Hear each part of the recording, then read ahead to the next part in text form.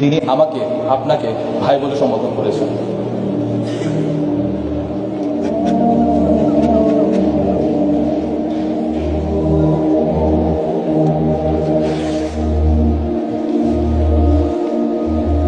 আম্মা জান আয়েশা রাদিয়াল্লাহু তাআলা আনহা একবার রাসূল সাল্লাল্লাহু আলাইহি ওয়াসাল্লামের কাছে দোয়া চাইলেন।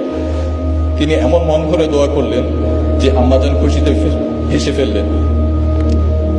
নবীজি তখন জিজ্ঞেস করলেন, আয়েশা, আমার দোয়া কি তোমাকে আনন্দ দিয়েছে?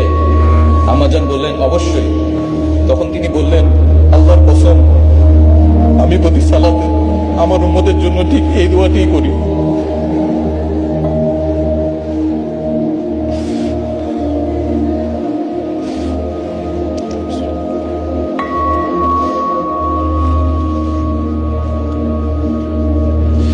চিন্তা করুন, প্রতি সালাতে তিনি আপনাকে বলেননি।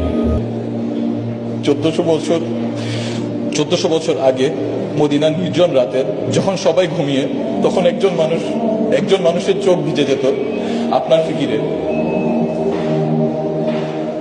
আর আজ আমরা সেই উম্মত, তাকে কোথায় নিয়ে দাঁড়িয়ে আছি।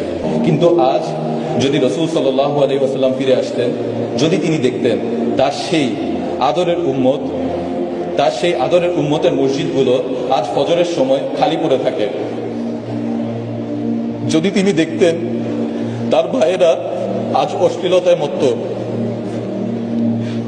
যেই উম্মতের জন্য তিনি উহুদে রক্ত ঝরিয়েছেন, সেই মানুষেরা আজ সামান্য দুনিয়ার লোভে মিথ্যা বলে, ধোঁকা দেয়।